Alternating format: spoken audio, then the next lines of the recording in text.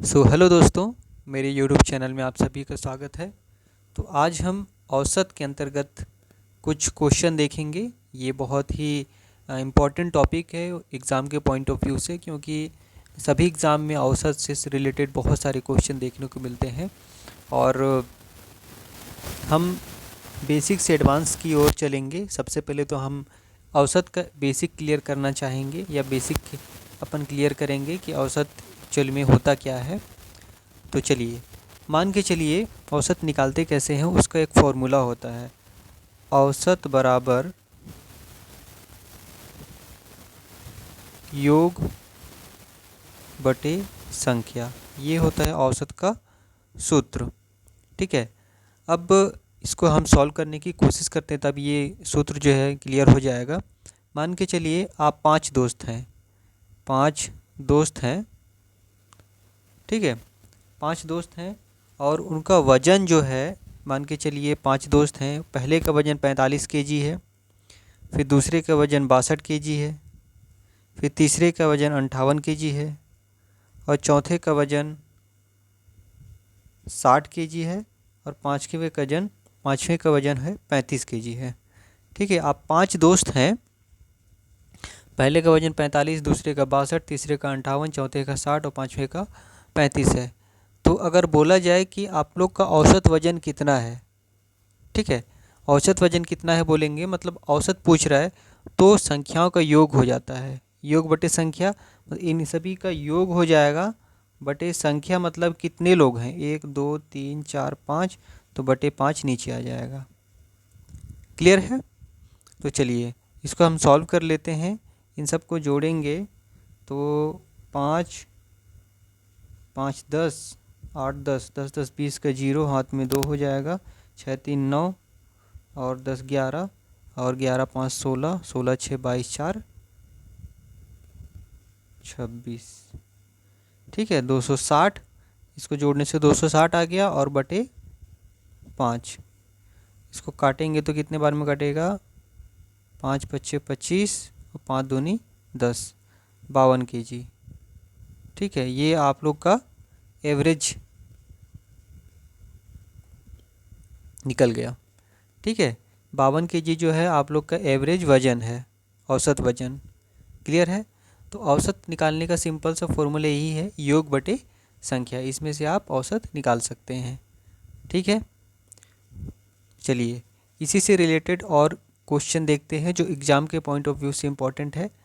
मान के चलिए आपके सामने अगर इस टाइप का क्वेश्चन आता है, यहाँ पे बहुत सारे क्वेश्चन मैंने लिखे हुए हैं, एक एक करके हम देखते हैं कि कैसे कैसे बनता है ये। ठीक है, यहाँ पे देखिए, 1 से 100 तक सभी प्राकृत संख्याओं का औसत कितना है।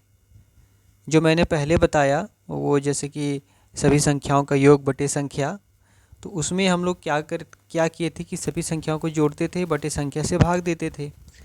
तो अगर हम लोग इस वाले क्वेश्चन में को अगर वैसे ही सॉल्व करेंगे तो बहुत लंबा चौड़ा हो जाएगा। मान के चलिए 1 लिखिए, फिर 2, फिर 3 4 5 6 7 8 10, ऐसे करके 100 तक लिखिए, बटे 100 से भाग दीजिए। ठीक है, ये अपना सिंपल सा फॉर्मूला है जो ऊपर में हमने देखा था। लेकिन इस टाइप का जो क्वेश्चन रहता है, जिसमें जो अंतर रहता है वो बराबर रहता है, जैसे कि अगर आप यहाँ पे सीरीज़ बनाएंगे 1 से 100 तक का, तो 1 फिर 2 फिर 3 फिर 4 फिर 5, अगर इनमें अंतर बराबर का रहे, ठीक है, अंतर अगर बराबर का रहे, 1 और 2 के बीच में 1 का अंतर है, फिर इनके बीच में 1 का अंतर, फिर इनके बीच में 1 का अंतर, मतलब एक एक का अंतर सब में है, तो उसमें फॉर्मूला अलग बन जाता है। अगर हमने देखा था ये वाला जो सूत्र है जो ऊपर में मैंने बताया था, ये वाला, इसमें क्या होता है कि इनके बीच का अंतर जो है ना वो बराबर नहीं है। 45 फिर 62 फिर 58 फिर 60 फिर 35, मतलब अलग अलग अंतर है। तो उस कंडीशन में ये वाला फॉर्मूला लगेगा। ठीक है, लेकिन अगर हम इसके नीचे का जो क्वेश्चन देख रहे हैं, ये वाला, तो इसमें हम बोल रहे हैं कि 1 से 100 तक सभी प्राकृतिक संख्याओं का औसत पूछ रहा है। तो यहाँ पे अगर हम लोग इसका सीरीज़ बनाएंगे तो 1 2 3 4 लिखेंगे। अब इन सभी के बीच में जो है ना एक एक का गैप है। ठीक है, अंतर सेम है। अगर इस टाइप का अंतर सेम रहेगा उस टाइप के सीरीज़ में, तो इसका फॉर्मूला अलग ही होता है।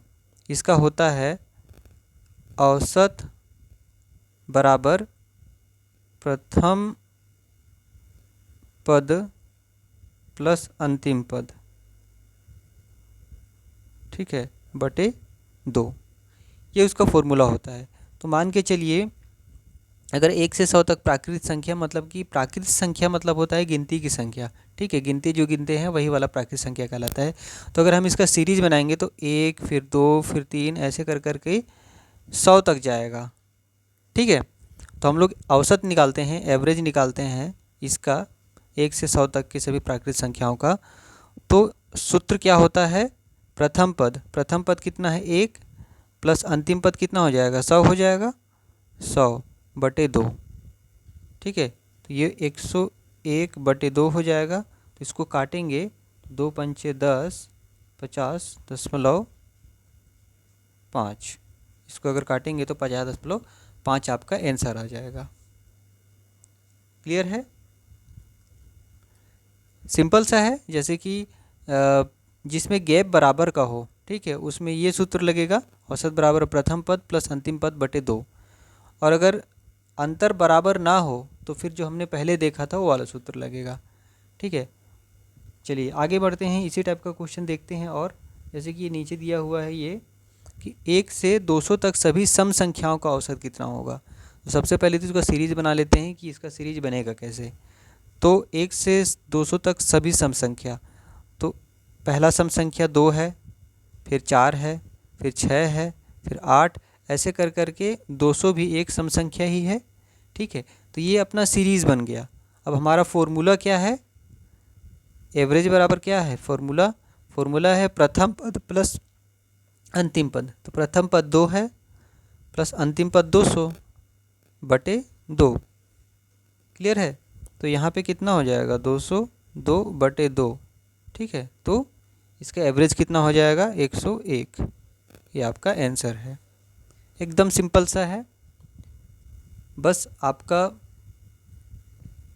जो कॉन्सेप्ट है वही क्लियर होना चाहिए, बाकी आप आराम से इस टाइप का क्वेश्चन बना लेंगे, ठीक है। अगला क्वेश्चन देखते हैं उसी से रिलेटेड। देखिए यहाँ पे,